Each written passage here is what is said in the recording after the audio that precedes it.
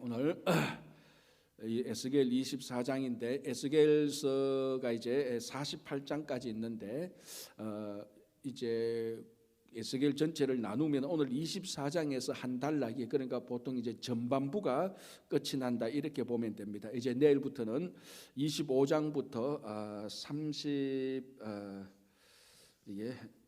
25장부터 32장인가요? 3장까지가 이제 이방 심판이 끝나고 난 다음에 이제 다시 예루살렘을 구원하게 되는, 그리고 예루살렘 성전 환상을 보면서 회복하게 되는 것들을 얘기해 주고 있습니다. 그래서 오늘 에스겔 24장으로 한 단락이 끝나는데, 제가 방금 말씀을 읽어드린 것처럼 에스겔 24장 전반부가 어떻게 끝이 납니까? 에스겔 선지자의 아내가 죽는 것으로 끝이 납니다. 그래서 굉장히 어떻게 보면은 전반부가 비극적으로 끝이 나는 것이죠. 이제 우리가 그것을 한번 보고 내일부터는 이제 이방 하나님께서 예루살렘만 심판하시는 하나님만 아니라 그 주변에 있는 열방들, 이방들도 심판하는 그 하나님의 내용들을 우리가 내일부터 이제 보겠는데요. 오늘은 크게 보면은 두 가지 내용을 다루고 있습니다. 첫 번째는 녹선 가마 비유. 이 녹선 가마는 이제 예루살렘이죠. 녹선 가마 비유와 또 상징 행위로서 에스겔 선지자의 아내가 죽는 것, 이 두 가지 내용을 보는데, 사실 이 두 가지 내용은 다 똑같은 것입니다. 예루살렘이 멸망할 것이다, 이것입니다. 그러니까 오늘 우리가 에스겔만 봐도 24장까지 하나님께서 이 예루살렘이 멸망하게 될 것이다 말, 요 주제 하나를 가지고 뭐 직접적으로 선포하시기도 하시고 비유로 말씀하시고 상징 행위도 하고 또 환상도 보여주고, 그러니까 주제는 하나인데 여러 가지 다양한 방법으로 그 주제 예루살렘이 멸망할 것이라는 것을 계속해서 알려주고 있습니다. 그리고 어떻게 보면은 이 이사야도 그렇고 예레미야도 그렇고 에스겔 선지서도 그 에스겔도 그렇고 우리가 들으면은 또 그 얘기야, 이런 생각이 들 겁니다. 또 예루살렘이 멸망하는 얘기네, 매번 똑같은 얘기네, 이런 생각이 참 들 겁니다. 그런데 그 생각이 맞습니다. 틀린 생각이 아니고 계속해서 이 예루살렘이 멸망할 것이다, 이제 그렇게 말하는 그 방식, 이제 그렇게 말을 하면서 그 안에 또 뭐라 그럽니까? 주제는 같은데 우리 음악으로 말하면 변주죠. 자꾸 변주가 나오는 겁니다. 그 변주가 나오는데 안에 그 메인은 보면 똑같은 주제를 가지고 변주를 하고 있는 것입니다. 오늘 또 예루살렘이 멸망한다는 것을 가지고 녹선 가마 비유를 말씀하시고, 그것도 안 되고 안 하니까 이제는 또 하나의 상징 행위, 에스겔 선지자 개인으로 볼 때는 가장 힘든, 가장 비참한, 가장 슬픈 상징 행위를 실제로 이제 자기가 당하게 되는 건데, 그게 아내가 죽는 것입니다. 자, 첫 번째 문제, 녹선 이제 가마 비유를 한번 보겠습니다. 24장 1절 2절을 제가 한번 읽어드리겠습니다. 아홉째 해 열째 달 열째 날에, 자 이거는 아홉째 열째 달 열째 날은 에스겔 선지자가 포로 잡힌 아홉째 해를 말하는 것입니다. 그래서 에스겔 선지자의 자기 연도의 기준은 여호야긴 왕과 함께 같이 2차로 바벨론에게 포로 잡힌 그때부터 한 해, 두 해, 세 해 이렇게 나누는 것이죠. 가끔 우리 어떤 분들이 이런 분들이 있습니다.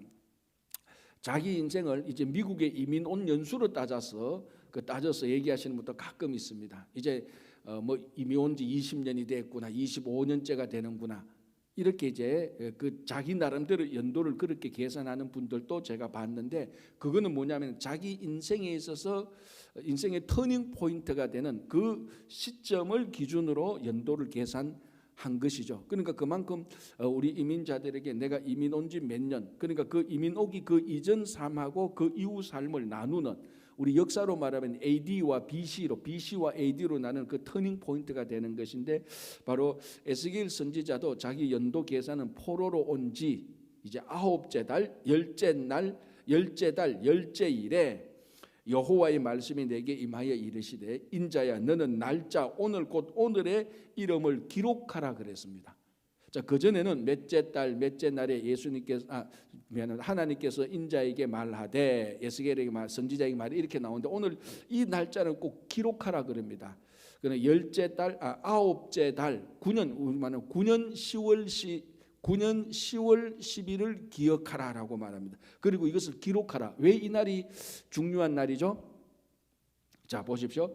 바벨론 왕이 오늘 예루살렘에 가까이 왔느니라. 자, 이 표현은 가까이 왔다는 표현이지만 이제 진짜로 3차 전쟁이 시작된 날입니다. 요 날이.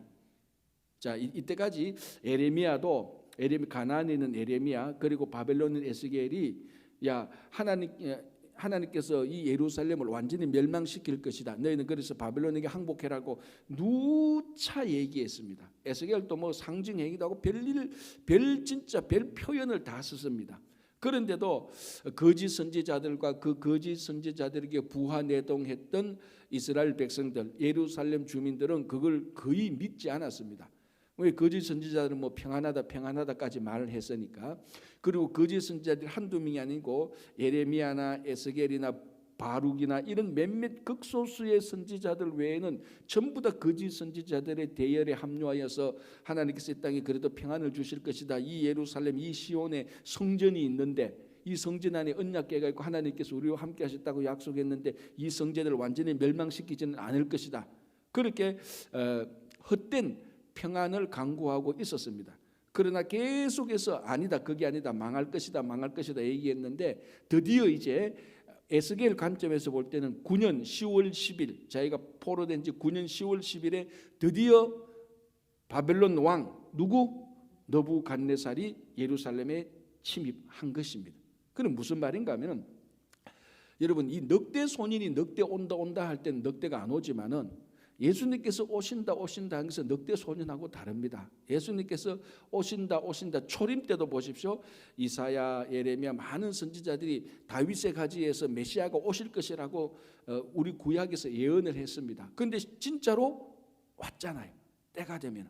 자, 초림처럼 그리고 이 좀 내용은 다르지만은 이 멸망이 온다라고 말했던 에스겔이나 예레미야 선지자의 예언처럼 예수님께서 처음 오시는 것처럼 예수님의 재림도 반드시 오는 겁니다. 그 때가 돼야 되는 것인데 때가 안 되니까 사람이라는 것이 사람의 마음만큼 간사한 게 없습니다. 화장실 들어갈 때 나올 때 마음 완전히 다르잖아요. 그거하고 똑같은 것처럼 이 예수님께서 한 번, 두 번 안 오면요 마음속에 자꾸 그게 쌓입니다. 안 오시겠지라고 그렇게 생각을 하는 겁니다. 그래서 오늘 이 단순한 날짜 9년 10월 10일은 선지자들이 했던 말씀들이 실제로 이루어지는구나.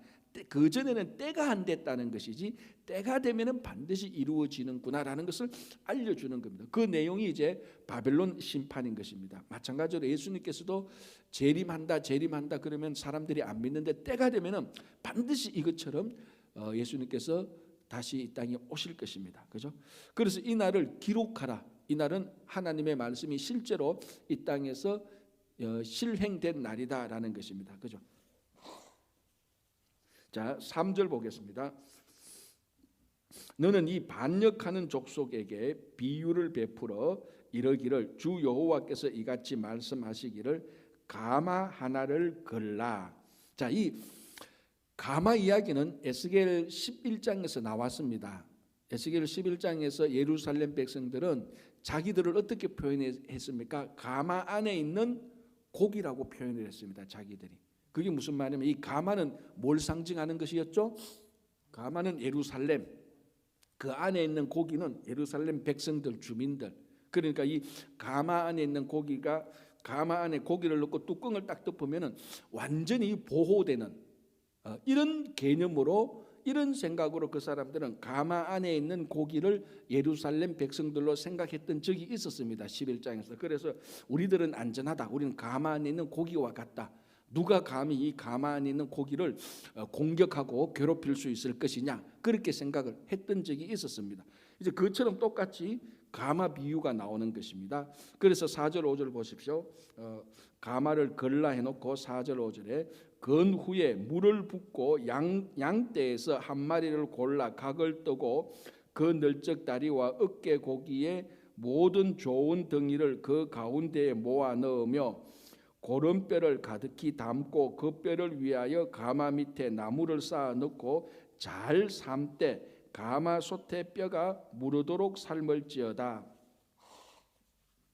자, 요까지는 지금 가마 안에 좋은 고기, 좋은 뼈를 가마 안에 넣어서 삶아라. 그러니까 이 사람들은 예루살렘 안에 있는 자기들이 최고급 고기를 가마 안에 넣은 것처럼 자기들은 최고급 뭐라 그럽니까? 하나님의 백성인 것처럼 생각을 했다는 것입니다. 요까지는. 자, 그런데 6절을 보시기 바랍니다. 이렇게 되어 있습니다. 그러므로 주 여호와께서 이같이 말씀하셨느니라. 피를 흘린 성읍 녹선 가마.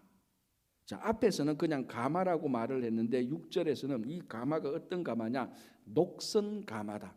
그리고 이 가마가 예루살렘 성을 말하는 것은 뭐 선지자도 알고 있었고 예루살렘 백성들도 알고 있었습니다. 그 상식적으로 알고 있었던 것입니다.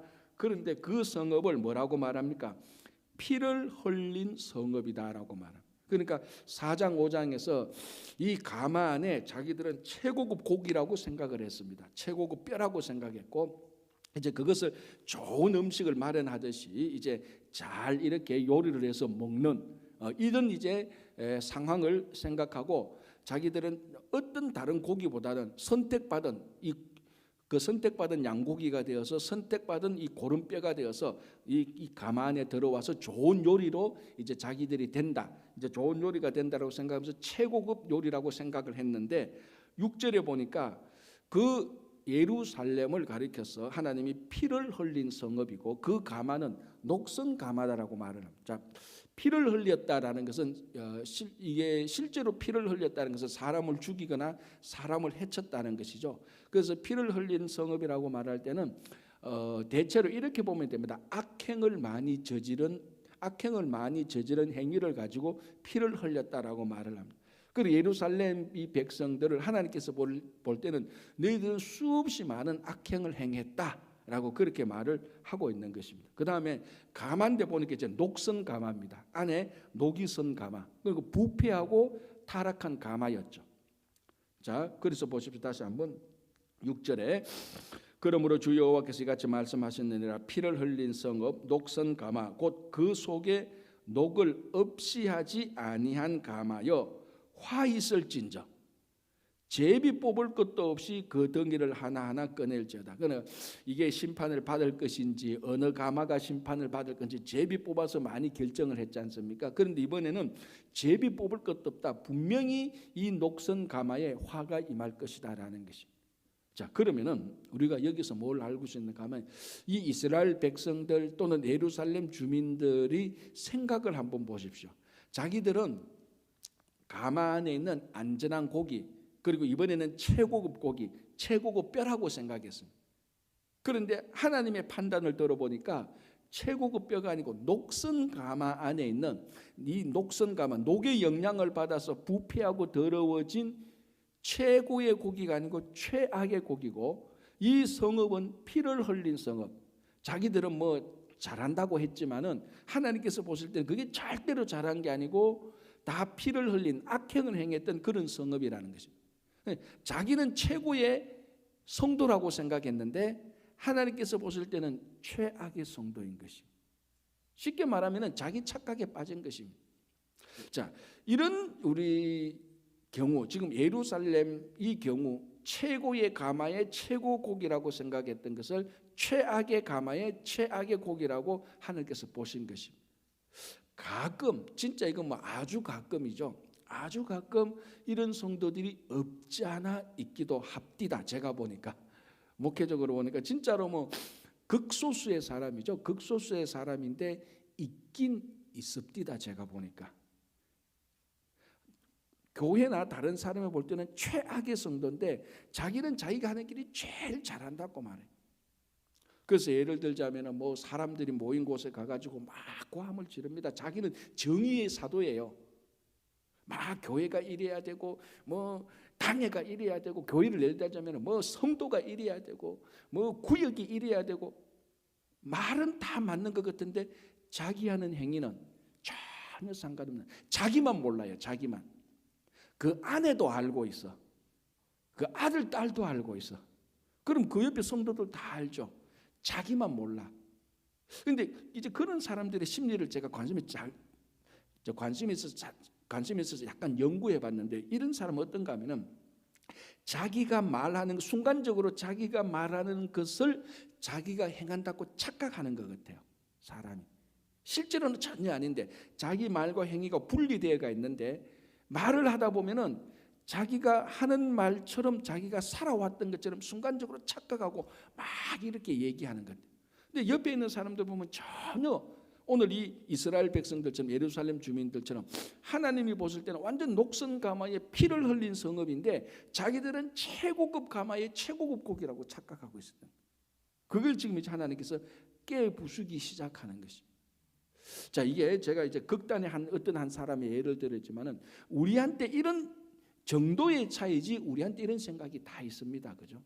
정도의 차이예요, 사실은. 아까 제가 방금 예를 들은 사람은 최악의 사람인데 자기가 최고로 생각했던 이런 극단적인 예를 들었지만, 어느 정도 우리에게는 이런 정도의 차이는 다 있습니다. 자기가 이 정도면 꽤 그래도 뭐 괜찮지 않나? 그런데 옆에서 하나님께서 보실 때는 그 정도면 꽤 나쁜 편이다, 이렇게 생각하는, 그런 이 정도의 차이가 다 있다는 것. 그래서 우리가 이런 갭을, 하나님께서 나를 보시는 것과 내가 나를 생각하는 이 갭을 자꾸 줄여야 됩니다. 그래야 우리가 우리 자신을 보고 우리 교회를 볼 수 있는 것입니다. 그죠? 지금 이 예루살렘 같은 거는 이 갭이 극단적으로 가가 있는 겁니다. 그죠? 자, 7절 보시기 바랍니다. 그 피가 그 가운데에 있으며 피를 땅에 쏟아 티끌이 덮이게 하지 않고 맨 바위 위에 두었도다. 내가 그 피를 맨 바위 위에 두고 덮이지 아니하게 하면, 자, 우리 레위기 율법이면 땅에 피가 흘렸으면 어떻게 해야 됩니까? 그 피를 흙으로 덮어야 됩니다. 완전히 가려야 됩니다. 왜 가리죠? 네, 또 더 정확히 말하면은 이게 실제로 말하면 하나님께서 흘린 피를 보지 못하게 덮어야 되는 겁니다. 하나님께서 그 피를 보면은 방금 말씀한 것처럼 피에 생명이 있기 때문에 생명이 해졌다는 표시가 되면은 하나님께서 분노하시는 겁니다. 그래서 하나님의 분노를 막기 위해서 땅에 피가 오면 그거를 덮어야 되는 겁니다. 자, 그런데 오늘 7절 8절 보십시오. 피가 땅에 덮여졌습니까? 안 덮여졌습니까? 안 덮여졌죠. 그래서 8절에 내가 그 피를 맨바위 위에 두고 덮이지 아니하게 하면 분노를 나타내어 보응하려 함이라. 그러니까 이 피를 안 덮어놓은 것은 하나님께서 보시고, 하나님께서 피를 보시고 덮이지 않은 피를 보시고 하나님께서 분노해서 진노해서 예루살렘을 심판하게 하실 것이다 라는 것을 얘기하는 것입니다. 그러니까 예루살렘은 심판을 당합니까? 안 당합니까? 확실하게 당합니다. 단지 때가 안 됐을 뿐. 9년 10월 10일이 안 됐을 뿐. 9년 10월 10일이 되면은 반드시 심판이 이르게 되는 것이죠. 자, 9절 보겠습니다. 그러므로 주 여호와께서 이같이 말씀하셨느니라. 화 있을진저 피를 흘린 성읍이여, 내가 또 나무 무더기를 크게 하리라. 이제 하나님께서 이제 어떻게 심판하는가 하면은, 나무를 많이 삭고 불을 피워 그 고기를 삶아 녹이고 국물을 졸이고 그 뼈를 태우고. 자, 이게 우리가 요리를 하는데 적절하게 고기가 익히면은, 그리고 그 뼈를 통해서 그 뼈 안에 있는 뭐라 그럽니까? 그 액기스가 국물에 나오면은 불을 끄고 요리를 먹어야 됩니다. 그죠? 자, 그런데 그거를 계속해서 불 피워놓으면 어떡합니까? 국물이 졸여지고 뼈가 타고 그 안에 있는 고기는 녹아서 타버리는 겁니다. 그러니까 이게 최고의 좋은 요리가 될 때는 불을 멈추고 요리를 꺼내야 되는데, 오늘 이 녹슨 가마 안에 있는 아까 앞에 였던 양고기 엮고 뼈 넣는 것은 어떻게 합니까? 계속 태워버립니다. 그러니까 이게 우리말 하면은 안에 있는 고기가 뼈가 이제 다 됐네, 이제 최고로 맛있게 됐네 할 때 주인이 그걸 꺼내줘야 되는데 안 꺼내는 거예요. 계속 불은 더 장작이 더 많이 들어오고, 그러니까 고기가 지금쯤은 제일 좋은 고기가 되었는데 꺼내야 되는데 불 계속 피우니까 고기가 녹아지고 결국은 다 타는 거죠.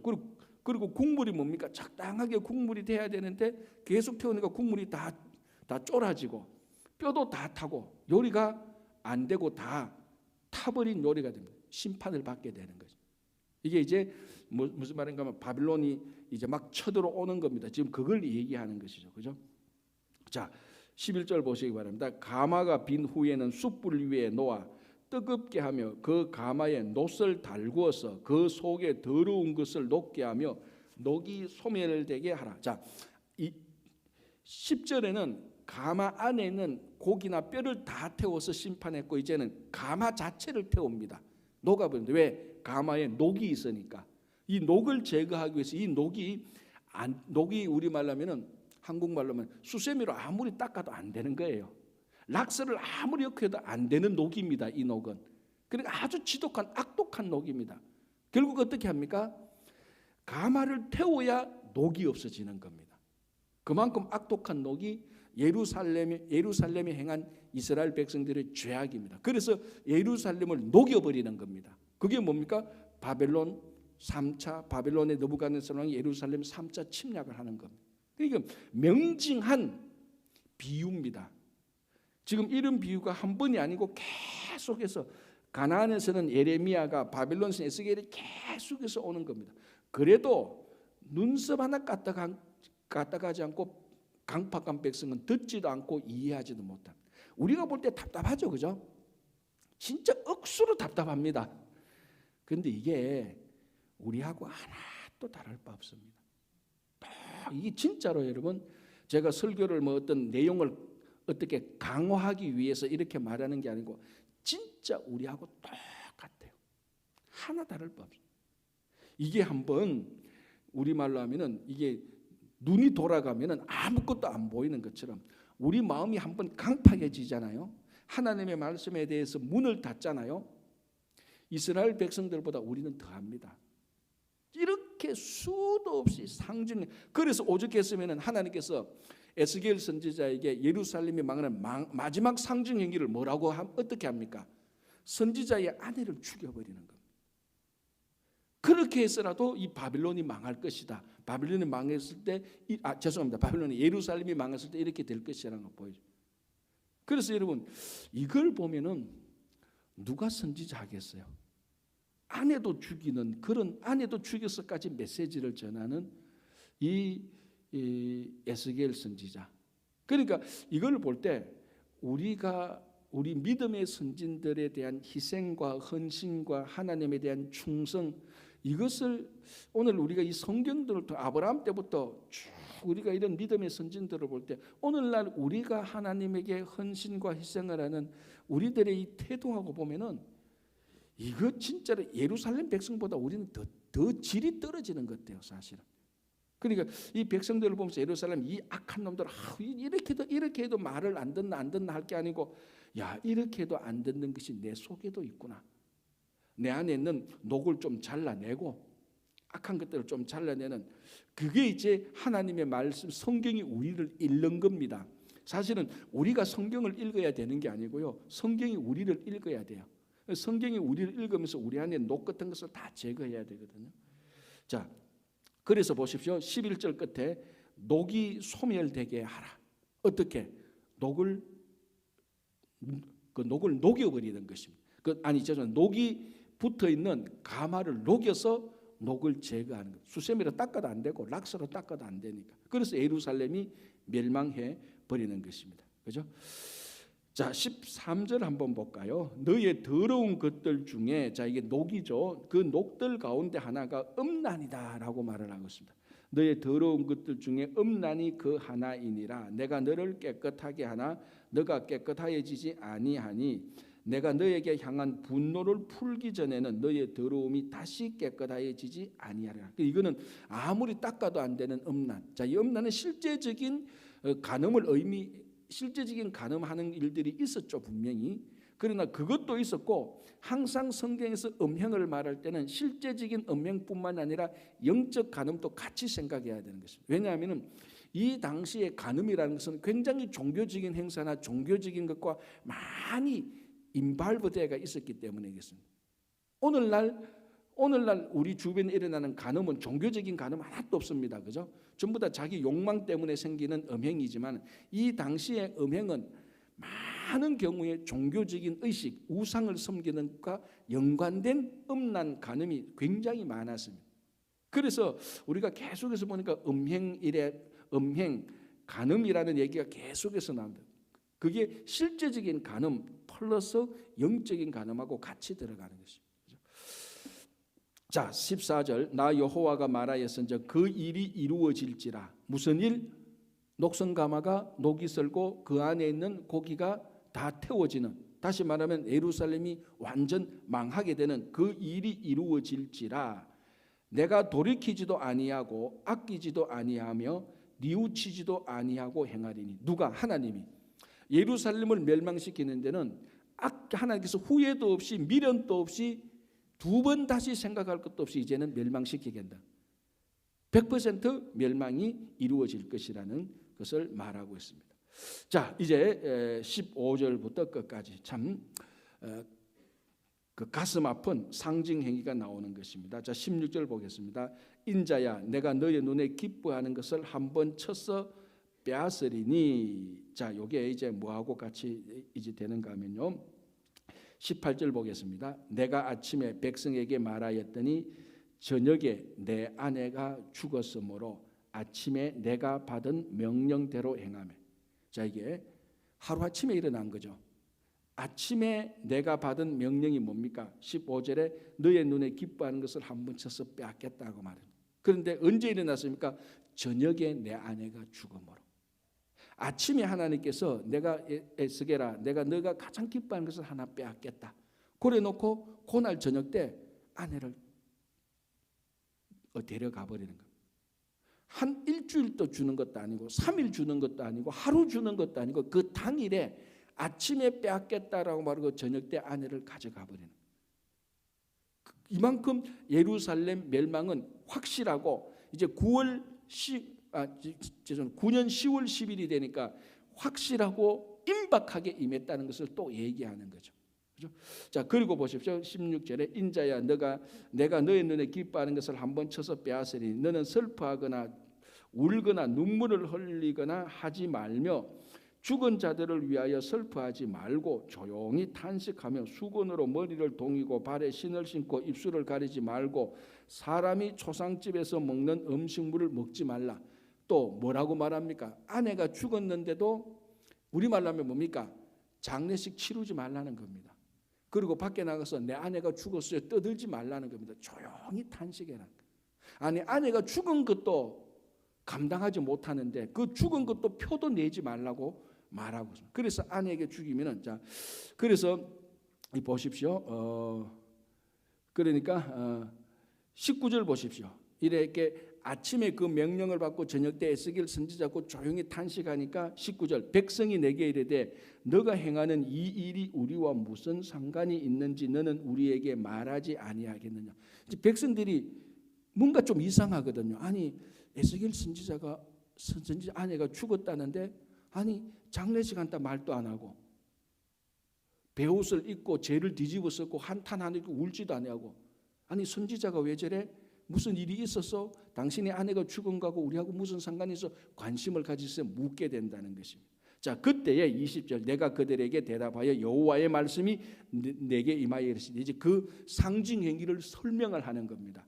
에스겔 아내가 죽은 것과 죽었어도 슬퍼하지 못하는 그에 대해서 이제 설명을 하는데요. 21절 너는 이스라엘 족속에게 이르기를 주 여호와의 말씀에 내 성소는 너희 세력의 영광이요 너희 눈의 기쁨이요 너희 마음의 아낌이 되거니와 내가 더럽힐 것이며 너희의 버려둔 자녀를 칼에 엎드려지게 할 것이다. 두 가지를 말합니다. 에스겔 아내가 준 것. 첫 번째, 하나님이 그만큼 기뻐하는 성소를 더럽히겠다는 겁니다. 이건 에스겔 선지자가 자기가 가장 기뻐하고 사랑하는 아내를 죽는 거하고 마찬가지입니다. 그러니까 에스겔 선지자에게 아내가 죽는 것처럼 하나님에게는 성소가 더럽혀지는 것입니다. 이스라엘 백성들이 성소를 더럽히니까 하나님께서 스스로 성소를 더럽혀서 끝내버리는 겁니다. 무슨 말인가 하면은 에스겔 선지자의 아내가 죽는 것처럼 예루살렘이 하나님에게는 거룩한 성소 예루살렘이 더럽혀지고 망한다는 것입니다. 자, 이게 뭘 의미하는? 그러니까 이 성소가 더럽혀지는 것은 에스겔에게 있어서는 아내가 죽는 것하고 마찬가지입니다. 그만큼 하나님은 성소가 더럽혀지는 것을 안타깝게 생각하는, 아내가 선지자에게 아내가 죽는 것처럼 성소가 더럽혀지는 것을 하나님께서는 가슴 아파하는 것입니다. 지금 그걸 말하고 있는 것입니다. 그러니까 여러분, 이 하나님께서 하나님의 성전을 얼마나 사랑했는지, 얼마나 기뻐했는지 우리가 알 수 있는 것입니다. 자, 그렇다면은 오늘날 하나님의 성소인 우리 교회를 우리가 더럽히고 욕되게 한다면은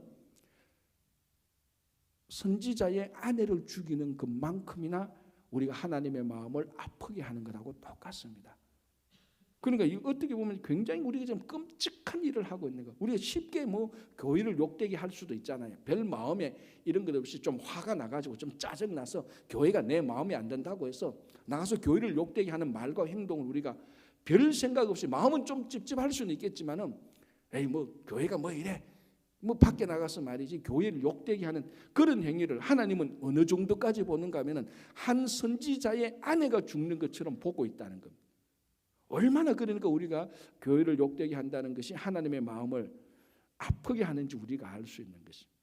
그 당시 예루살렘 사람들이 성전을 더럽힌 거, 너희들이 얼마나 큰 잘못을 하고 있는지 모르지? 그걸 가르쳐 줍니다. 선지자의 아내가 죽는 것처럼 너희들이 성소를 더럽힌 것은 그만큼 악한 일을 하는 거야. 오늘날 똑같이 교회를 욕되게 하고 하나님의 영광을 가리는 것은 선지자의 사람을 죽이는 거하고 똑같다는 그렇게 얘기를 하고 있는 거예요. 그렇죠? 자, 그리고 이제 그 자녀들이 칼에 엎드러지게 될 것이라. 그러니까 예루살렘 3차 멸망이 확 들어오니까 예루살렘 이스라엘 백성들의 자녀들이 너무 급하게 강하게 죽어서 에스겔 선지자가 아내를 죽었는데도 제대로 장례식을 치르지 못할 정도로 너의 자녀가 죽어도 너희들은 제대로 장례를 못하게 할 것이라는 상징 행위를 말하고 있습니다. 그리고 이 예루살렘 멸망을 또다시 얘기하는 것이죠. 이제 이렇게 해서 24장까지 지금까지 계속해서 누적되게 여러 방법을 통해서 예루살렘이 멸망할 것이라고 말을 했는데 드디어 24장에 실제로 9년 10월 10일에 그 예언이 이루어지는 것으로 일단락 24장까지 전반부가 끝이 나는 거예요. 그런데 하나님께서 말씀하신 것은 하나님의 때가 되면은 반드시 이루어진다는 것을 우리들에게 알려주고 있는 것입니다. 그래서 하나님의 약속이 한 번도 안 지켜진 적은 없습니다. 지금도 하나님의 약속은 지켜지고 있는 진행 중입니다.